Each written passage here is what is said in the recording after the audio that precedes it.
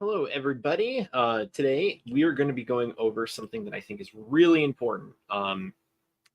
Sorry, 1 second. Just before I get into this, let me just make one thing clear. Come on. All right.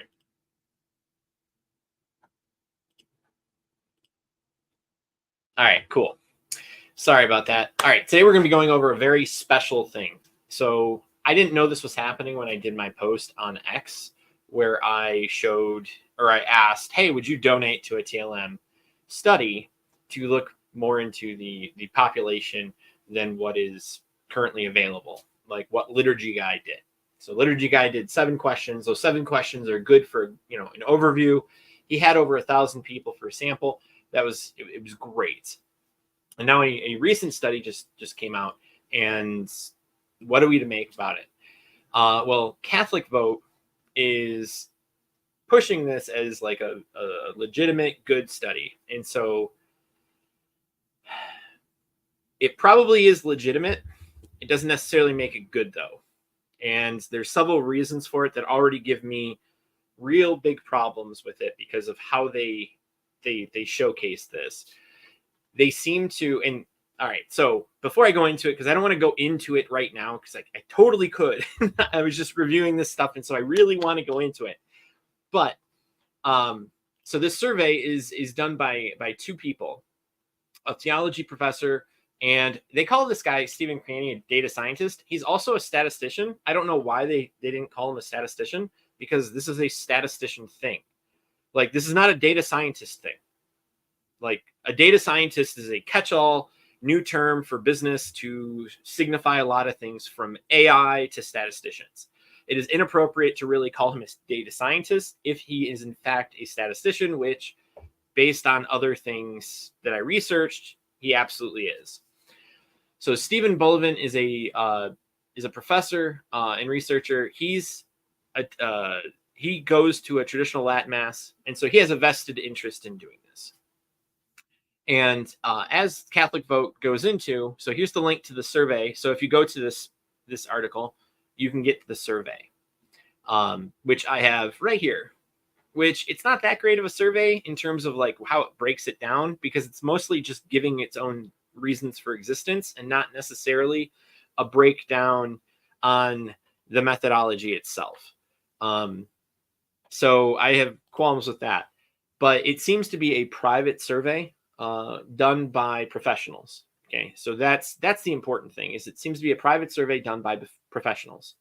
Now, what does that mean? It means that they're professionals and they did a study. Does that mean that the results are good or it's an effective study? We're going to go into that. So the first thing they do is they go into, or they state how many Catholics were sampled. 446. And so 446, to a lot of people, you'll say, all right, well, that's a really low sample, right? Like that's not appropriate. That's not allowed. In a technical academic fashion, a lot of statisticians will look at a sample of 100 to be legitimate. Now, that depends on how many questions are asked, and specifically, and this is going to be important later, how those questions are answered. Because when you take the margin of error into account, it becomes a real problem.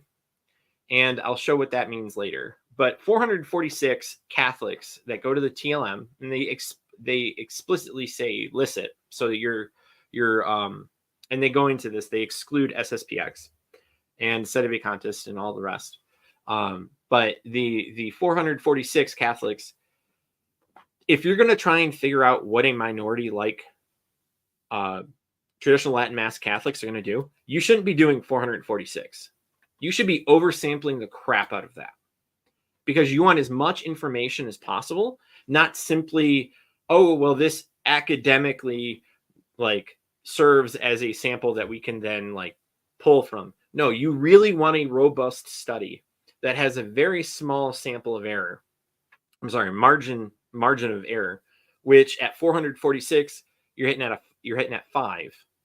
At about 1,000 you're hitting at just above 3, and that's really the sweet spot, 1,000.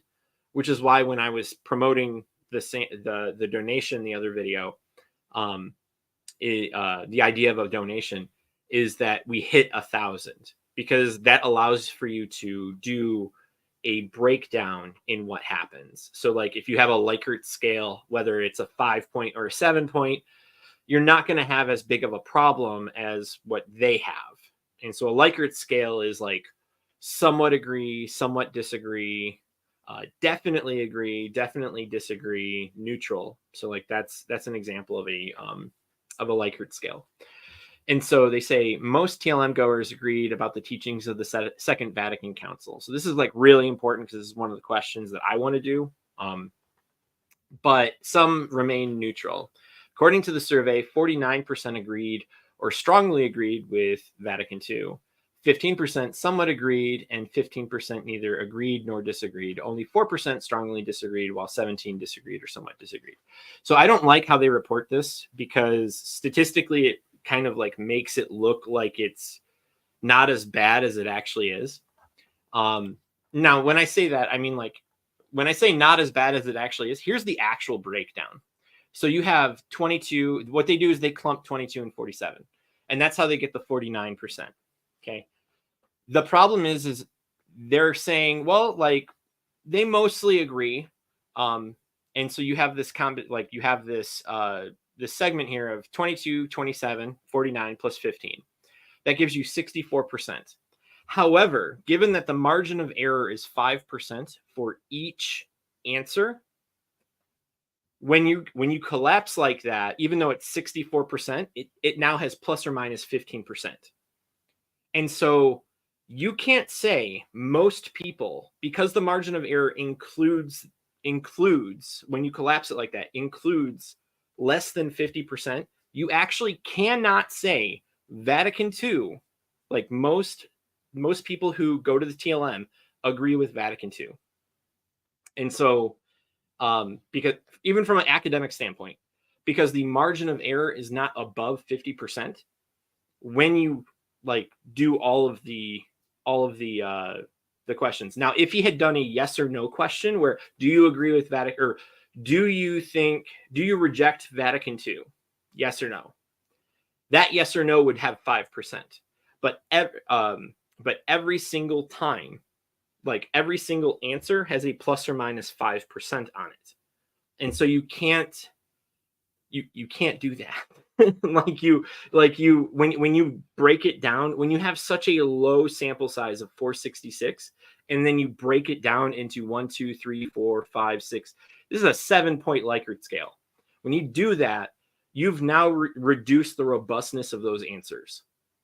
And so I'm not even talking about whether or not I agree or disagree with these answers. I'm talking about from a functional statistical mindset, when given the principles of what we do. You know, I don't have a PhD, but I have a master's in statistics. I know what I'm talking about. You can't just take a small sample and stretch it like that, because then those answers become less and less meaningful. And so that's the problem that I have. That is like the big problem that I have here. But like later on, they go to say, so the next point, so that is the major point, is that the way they sample it and then what they do with it after they sample it. So like they there's also another point. So like in the survey, only 2% of the TLM Catholics believe that the bread and wine of communion are symbols as opposed to the real presence of the body and blood of Christ. So I didn't see, and they say it's similarly worded to the Pew survey of general Catholics, with 69% considered the Eucharist a symbol. So the fundamental problem with the Pew survey is the wording, in the sense of, well, we're gonna call it a symbol on one, and then the body, blood, soul, and divinity in the other. You can't do that, like, because we believe the body, blood, soul, and divinity is the body, blood, soul, and divinity, but we also believe it to be a symbol of unity. And so now you are giving a confliction. And so now you need to like word that better. And now, don't get me wrong, I think there's a general answer. I think in terms of the direction that they're going, it's good, right? Like most people will say the body, blood, soul, soul, and divinity of Christ. That is really important. But the other aspect here is you can't then say it's not a symbol, because that's the inference that you're making, is that it's not a symbol if you choose the other thing. So the problem is it's a both and. And so if you were really going to ask this question and in a way worded with the Pew Research study, and you wanted it to be legitimate, you'd have to include body, blood, soul, and divinity, body, blood, soul, divinity, and a symbol, or just a symbol, or none of the above. Like, it's just nothing. So like you have 4 options there. And so because you want to, again, even though you're stretching it out, like you shouldn't have a sample of 466 when you're asking like pretty big questions. On top of that, I'd like to know how they asked the pro-life, and I believe it's a Republican question, because the Republican question, so they go on to say this. One is, when you look at the teachings of the church, it is fairly obvious which side it leans on in terms of the 2 major parties, which one's more in line with the teachings and which one's significantly less in line with the teachings. Not saying they're both perfect. Or either one of those are perfect. They're not. However, like when I was studying, so I'm going to kind of do a name drop here. I don't typically name drop, but like if you know Nate Silver is a famous statistician. He started 538. He's no longer in charge of 538, but I ended up researching or studying under his. I did research, but I ended up studying under his dad when I went to my undergrad. And it was a one-on-one thing, and I got to learn a lot of intricate details about survey analysis, but also statistics and sociology. Even though my focus was in, sorry, I know this is a bit of a tangent, but I got 2 degrees, 2 full degrees, one in statistics and the other in public policy and public administration.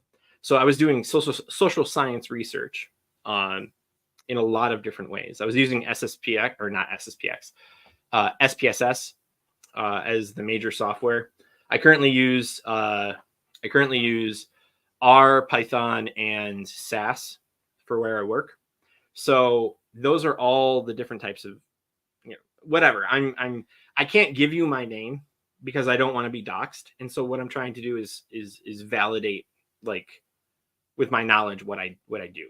And so I apologize for that little tangent, but the asking the Republican question, the political party question is a fairly nuanced thing, because typically it's 2 or 3 questions. It's not just one question, because you need to understand, like, what you're trying to do is approximate exactly where they are, because simply saying, are you Republican, are you Democrat, is not enough. Like, you typically ask, are you Republican, Independent, Democrat? And then you follow up with, after that, do you lean Republican? Like, are you a strong Republican, a moderate Republican, a weak Republican? And the reason why is precisely for the same reason I brought up earlier, which you want to reduce the margin of error. You don't want to have this gigantic, like, Likert scale, so that people will answer it all in one question, because again, you make the margin of error huge if you're going to try and collapse it. And so, okay, cool. Yeah, thanks. And so, like, again, this is really important from the standpoint of, if you're going to take a study about a minority of people who, according to them, the person who goes to the TLM in this, I strongly advise you read this. It's on Catholicvote, and then they link to the study. The guy's heart's in the right place, right? Like, the guy he's a TLM attender. He says it right here. He's a professor of sociology and theology. He's a TLM attender, and I think the data scientist is not. I think he might be Mormon. I don't know for sure, because that wasn't. I didn't have enough time to find out, but that actually doesn't matter, as long as he does the right things. Although, again, academically, he may have done the right things, but this isn't going to convince anybody, because there's the practical component. So there's the component of this that I already brought up, that academically is a problem. It's a functional problem with understanding the data. But there's also the problem of practically convincing anybody that this is a good sample size to begin with. Like most people, when you say, oh, they sampled 466 people, or I'm sorry, was it 466 or 446? Yeah, like people will not be convinced by that. Sometimes people aren't convinced by 1,000. That's on their ignorance, not the person who did it. But 446, practically speaking, is not going to come across as a big thing. Like, this may be a minority of people within the population of Catholics. However, like, you really should be doing like 1,000. Like, because again, you want the robustness of the study, especially when you're asking very questions with a wide variety of answers. And so, what is it? There was part of this was also to address the fact that the Pope invoked a survey that was not shown. And he emphasizes that the methodology needs to be transparent. And I agree with that. I think if you're going to cite something, you should also show what you're citing, because I think that's just fair to everybody. But the only studies, the only leaks that we've gotten of that have been leaks, right? Like we know from those leaks that a lot of the bishops agree with what's going on. So what is it? He kind of also breaks down this difference between the SSPX and the licit TLMs, because there's an issue with this. There's a great big issue with this for a variety of reasons. I am not a theologian. I'm not going to talk about the differences between the SSPX and the licit TLMs, because I think there's other people that have explained this or that will explain this in more detail. But I do think it was a problem not to include them in the study, because they say they emphasize with only 103 chapels relative to the nearly 500 non-SSPX parishes.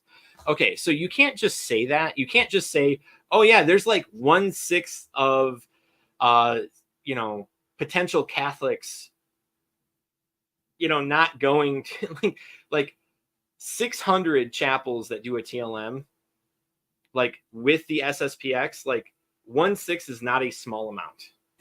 Like it's kind of a joke that he said with only, like the emphasis is the word only. I love how only and just is used in these like really ridiculous ways. Now, if you were to say with only 20, okay, 20, like 20 is not a lot, but 100 is, right?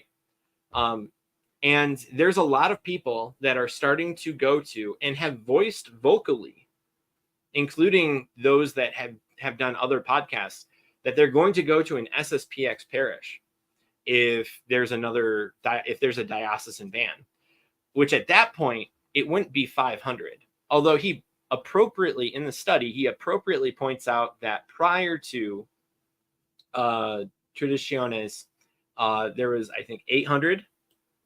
Yeah, 800. So now we have an issue of like recognizing that the SSPX may have a lot of Catholics that are there because they're stuck with they want to go to the TLM, right? Whether or not it's licit, which has its own problems, right? Like a lot of misinformation is out there. There may be a lot of people who are ignorant about that and they still go. Now, the problem comes with, all right, so why aren't we including them anyway? Like we know that there's an ignorance about that. There's been a lot of people who give yays and nays to the SSPX. Again, I'm not a theologian. I cannot definitively say anything about that. I'm going off what he's like. I'm going off from the point of this article. Okay, so that's the clarification I'm making. I'm not saying anything objective about the SSPX because simply it's a convoluted situation. But when it comes to this study, I think it's really important that if you're going to include those that go to the TLM, you should include the SSPX, only because we know so many have voiced going there, even if they don't fully understand why they may not have to, or why they shouldn't, right? So now it's a matter of like, we're missing a gigantic sample size, like a significant not a sample size. We're missing an important block of people within the population that we should be sampling that we're not sampling. And so there's that. Those are like my biggest critiques of it. So I started off with the critiques. I didn't quite go into, I usually break it down and then say like my critiques after. But it's funny how he's like, it is true that our sample could be considered skewed because we specifically only interviewed TLM Catholics who were attending valid, licit TLM services and not SSPX parishes. Right. So like it's not just considered skewed. It is skewed because we understand the nature of the parishioners that do just go to the SSPX, whether or not they actually know it's licit. So that's an important qualifier, and they are still in an irregular relationship. They have, from my understanding, they don't have a canonical status. So like there's a lot of things that make this like muddy water. Like it's a muddy situation, but I still think that should have happened, if and only if to prop up the sample size, right? But at the same time, like,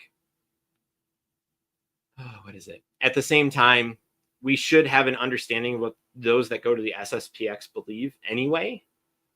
So I don't see a lot of surveys that are done with the SSPX, like at all. And so to have a survey about TLM parishioners with the classification of, here's the question, right? Do you go to the a diocesan, an FSSP, a Institute of Christ the King Sovereign Priest, or an SSS or an SSPX? There's a lot of S's, guys. I'm sorry. An SSPX parish, and that way we get this this distribution of those that go to them, because frankly, we don't know that distribution all that well. Parish directories, especially in light of the motu proprio, do not allow for accurate an accurate understanding of what's going on. And so that's really important.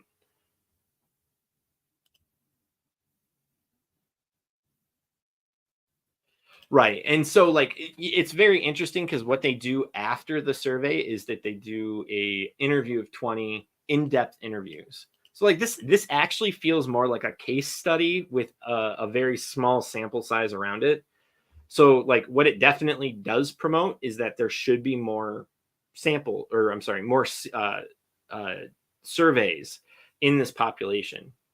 This survey absolutely does that. The problem is it's not representative as well. Yeah, I would say it's not representative because it does have so many flaws with it that from a practical standpoint are not good. And so they do 20 in-depth surveys, and it's really funny because like if you go over here to the Catholicvote, it says, according to the survey, many TLMers goers saw sedevacantism as spiritually dangerous, and 95% agreed or strongly agreed with the statement, I believe the Pope is the vicar of Christ, Jesus Christ. You know what that means? It means 5% are sedevacantists. That's what that means. So like that's kind of important. That's an important that is actually an important statistic to know.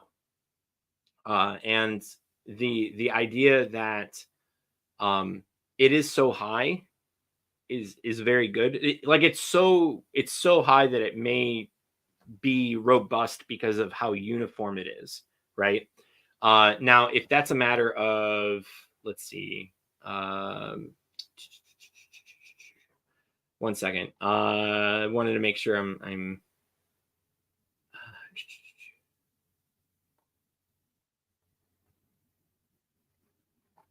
okay. So yeah, like I think there's a lot of problems. We don't need to ask like Republican or Democrat. That's not the important thing when it comes to the TLM, right? Like if you're worried about the TLM, which party they vote for really isn't that important. If you're going to cite the motu proprio and the justification by Pope Francis, where is it? Invoking a survey. Like the question of politics just simply doesn't matter. Like, you should know, all right, do they agree with Vatican II? That's an important question. Do they think Pope Francis is the Pope? That's an important question. Do you think the 7 questions that Liturgy Guy did? Those are all important questions. But you also do need to like dig deeper, right? Like, you need to have questions that will say, all right, if you go to a TLM, for example, as opposed to a Novus Ordo, did you convert and go right into the TLM, or did you convert and go into the Novus Ordo? Did you and then later become find out about the TLM? Like, do you understand the difference between the spirit of Vatican II and Vatican II implementation? Because that's an important question. Like, that is an absolutely important question, and it probably accounts for, a lot of this misunderstanding. Because again, this is not a good thing. Like, the idea they generally accept the Second Vatican II Council. You can't actually say that from this study, because the margin, like I said, the margin of error, given that every one of these is plus or minus 0.5 or 5%, when you add these 3 up, they hit at 49%. You can't say that they generally agree, because the margin of error includes 50%, and that's not good. So it's like, this is a if you want to come over and chat, because like I'm gonna if you have any questions, I'm gonna take them after the fact, but this is not the type of study that should happen. At least not not what I was talking about in terms of a donation. Because even though like the intent is good, right? The intent is absolutely good. I'm not going to dismiss the intent. He goes to the TLM. He wants to make sure that this is good. That his fellow people are seen as not like falling into stereotypes. The problem is the sample size may have made it look worse, because now you can point to this survey and say, well, 4, 11, 21%, maybe up to 36%, don't think Vatican II is appropriate, which then you have a question of, okay, well, like, if you're going to point out that 69% consider the Eucharist a symbol, okay, well, like a third of the people, right? Like a third of the people, well, okay, I'm sorry, backing up, 69%, that's including all different gradients. If you have my video, like, I went over the Pew Research study, and I showed that those that go to weekly mass, 63% actually go to 63% believe it to be the actual presence according to that survey. So in this case, you're saying in a similar manner, potentially, given the margin of error, that just as many don't agree with Vatican II, which actually goes against your argument. It's like really bad. Like, and the fact that you have 15 to 20% that neither agreed nor disagreed, that's also not good, because Vatican II is supposed to be understood as part of the deposit of faith. Like, that's not something that's a wishy-washy thing that you can agree on. You have to agree with that. And so, like, you potentially have a majority that are neutral or disagree with it based off the qualifications of the study, with the parameters of the study, with 446 people being surveyed. That does not help your case at all. And that is like not good. Like, I can't stress enough how bad that is. And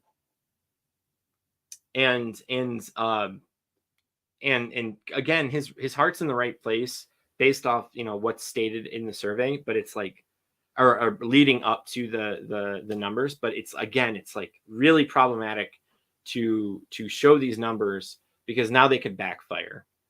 Like, you're now in a no man's land situation where you're not actually showing one or the other, if you're being honest with what the data parameters are and how to interpret it. And that's like a real problem. And so, like, because I'm under the understanding, based off where I live, that those that go to the TLM do generally agree with Vatican II, but that's anecdotal.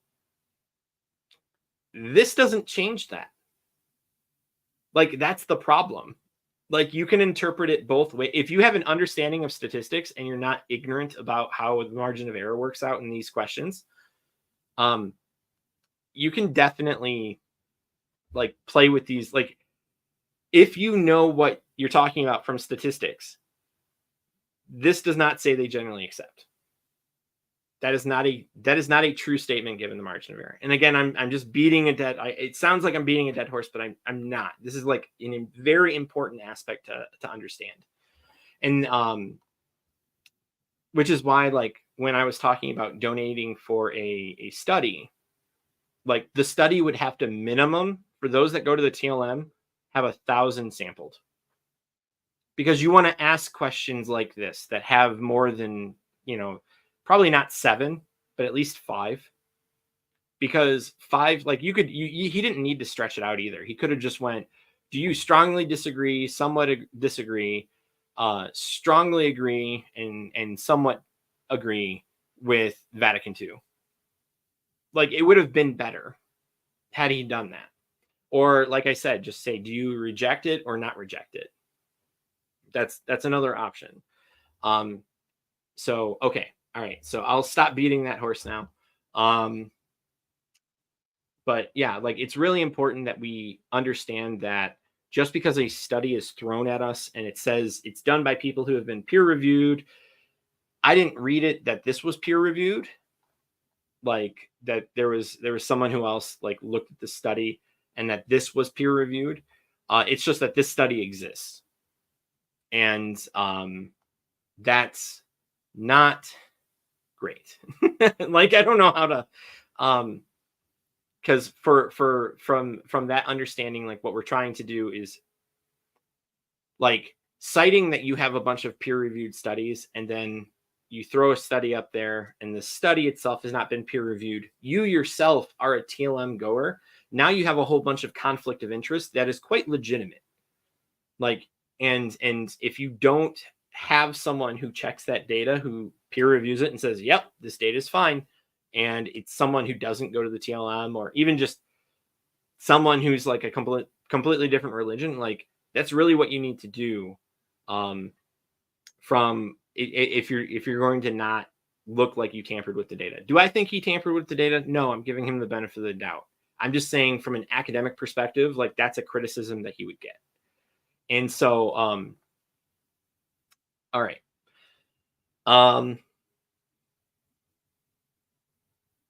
Yes. All right. So I'm just going to leave it at that. That's my that's my criticism for it. I suggest you do read this article, The Data and the Traditional Latin Mass, by Stephen Craney and Stephen Bullivant. Craney is the statistician. Stephen Bullivant is the sociologist professor that goes to the TLM. Again, this is like really, really important to understand, because I'm not just crapping on it because I want to do it. Okay. I don't care who does a survey. Like, it just has to be a good survey. I do not think this is a good, convincing survey, especially with what the conclusion said and the criticisms I have of it. Especially if we, like, gosh, like, that's the other thing. We really need to understand the attitudes of those that go to the SSPX. And it's almost like you need a justification. Like, you need someone to sample those that go to the SSPX to properly understand those that go to the SSPX. Because the priests and the bishops, like, they're very limited. Like, they're starting to get a lot of priests, right? But their bishops are incredibly limited. And so, like, this idea of understanding the faith through the lens of, the people, and not just understanding it from those that go to it, like, it's a both and situation. Like, you have the formal doctrinal understanding, and then you have those that go to the SSPX. And the reason why that's important, the reason why I bring this up, is because if there is a major rift between the SSPX and the Vatican in terms of the dialogue, where they're not in full communion, Again, I'm not a theologian. I'm not saying there is or isn't. But if there is, if there hasn't been a proper, let's just say, consummation in that, then it would help to have a survey of those that go to the SSPX so that you understand from Vatican's perspective how they understand the faith, so that you both have the surveys that reflect the faithful of the SSPX, and then you have the hierarchy within the SSPX, the priests and the bishops, and that way you kind of have a good, both and situation. You understand both what the priests and bishops are saying, as well as what the people generally believe based off a good study. Now, that's not the point of the study that I'm talking about. I think a study for the SSPX like that would be really helpful and shed light on a lot of different things. The study that I'm talking about is very much directed at the TLM, everybody, SSPX, the Institute of Christ the King, FSSP, and diocesan, as well as having a Novus Ordo study and doing a both and questionnaire. The problem is, and just like with this, because the problem is the money. Like, it is a lot of money to do that, and you do have to find your own data, right? Like, you have to find out who's Catholic, give and that that takes a lot of money to do. So I know Stephen Bollivant, like, he didn't. I don't know if he paid it himself or if he got donations to do this, but I know it wasn't cheap. Like, even 446, that was not cheap. And so part of the problem with getting this type of data, especially for a minority class, like the TLM is a minority compared to the Novus Ordo, that it's going to require a lot of money. Now, there could be an appeal done. So I know I would love, actually, like, the more I'm thinking about this, the more it might actually be possible. But just asking the bishops if you can have a donation to a reputable source to do such a study, and that it will be published transparently about what's going on. Because at the end of the day, like, when it comes to doing surveys like this, especially with Kara and all that, getting that information comes from the bishops and the priests and the directories. The only problem with that is, like I said earlier, some of the directories after the motu proprio have been severely limited because people have moved in response to their parishes being closed. And so now you have just, people moving all over the place. And so you don't quite know where they are. And I'm not talking about individuals, like, you don't know where the specific individuals are, just general individuals. I'm saying it in a general sense of general individuals for those that go to the TLM, just moving. And now, like, you're losing your sample directory because they're going someplace else. So if anybody has any questions about this, I'd be happy to answer them. So I guess I'll give them a second to ask questions, because at the end of the day, like, I'm coming off pretty hard. I'm absolutely coming off pretty hard. But at the end of the day, it's because I care about it and I know what I'm talking about. Like, it's just, and I understand that his heart's in the right place, but at the same time, like, we do need more people to sample, and we need better questions, especially, like, moving away from politics. That's a waste of time. Because if the average study, so, like, I used to work at Michigan. I used to be at Michigan State University for my undergrads, and I used to work at the call center there for doing surveys. And so one of those surveys that I did was State of the State survey, which was a political survey. But I've also done research studies there. I'm sorry, religious studies there. Sorry, it's a little late, so and my mouth is a little dry. But the what I did under Dr. Silver was the State of the State survey. And so these surveys take like 15 to 20 minutes, and you're asking like 30 questions, 30, maybe 40 questions. I don't know how many questions there were, because the survey itself is not, like, the survey itself is just simply not here. Like, there's the results, but I don't see the questions. And that's like that's not a small thing. And it's very interesting that he would say that, when he would say more studies and surveys that are transparent in methodology need to be conducted before conclusions should be made that impact such a dynamic population of the Catholic Church, talking about the TLM. So he gave the results, but he didn't go to, he didn't give the questions. The questions matter. And so he does say this, though. So, like, this is very important to recognize. What we need now is a serious scientific examination of who TLM massgoers are, what they believe, and how a suppression of their preferred form of worship will impact them and the church more generally. This is the case where sociology and its scientific methods can help the church make decisions based on facts rather than just impressions or anecdotes. So, like, I mean, if you're trying to do a representative sample, the survey, a randomized sample, is the way to go, with a proper survey that asks deep dive questions. And frankly speaking, I actually think that when it comes to the average TLM mass goer, if you were to say, hey, this is a question about those that go to the TLM mass in the opening intro, because the caller has to deal with like rejection on a regular basis.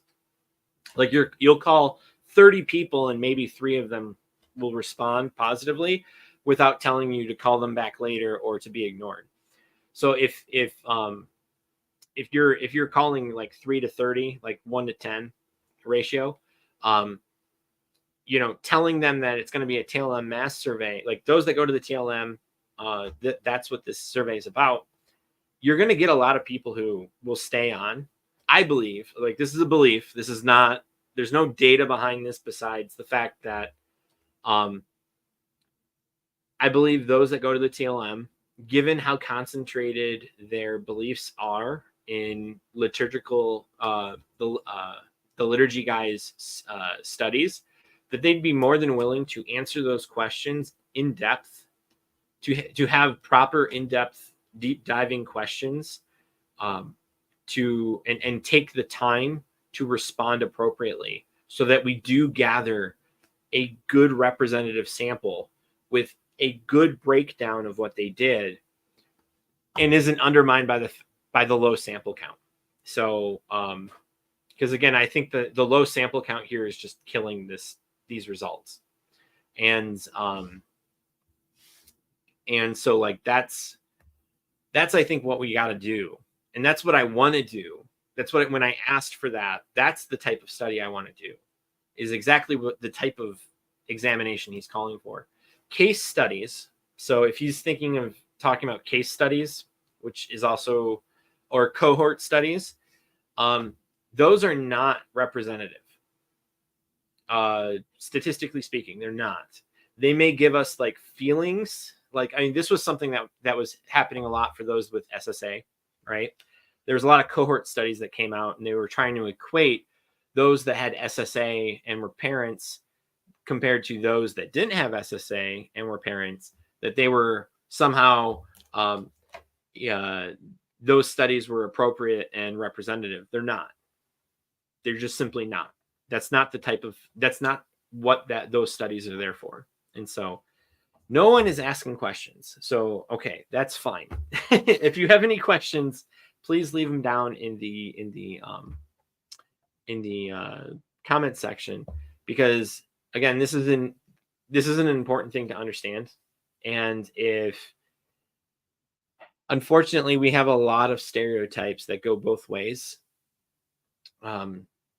Like, we just do. We have a lot of stereotypes that go against the Novus Ordo, and we have a lot of stereotypes that go against the traditional Latin mass goer. And so we really need to reduce those stereotypes and move away from those myths, which I know is part of the reason for this study. But again, we need a good sample size to do that. And so this isn't just me as a statistician saying, yeah, let's do it so you can pay me or something. Like, I don't care if I do it. I don't care. I just want it done. You can pay the pillar, you can do Pew Research, you can do another random individual like this. I say random individual, but like, someone who's academics in the academic field and has the resources to pull this off. Yeah, go ahead, as long as it's the right study. Because frankly, I'm sick of the bickering back and forth. I used to go to a TLM. I now go to a Novus Ordo. I'm surrounded by people who go to TLMs. I talk to them on a regular basis. We do regularly every year go to St. Joseph's Shrine, which is a TLM. Like, you need to, like, this needs to stop. And the point of these surveys aren't, again, just like, it's not to get me paid or anything. I have a full-time job. I don't need this at all. It's to settle it down. It's to reduce the rhetoric, because we've allowed the political style rhetoric to come in, and it's literally like, it really is dividing us.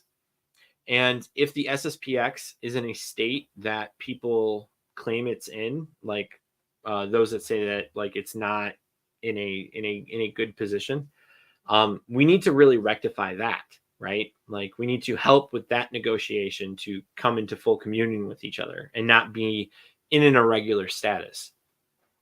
We need to do more than just simply complain online about what's going on.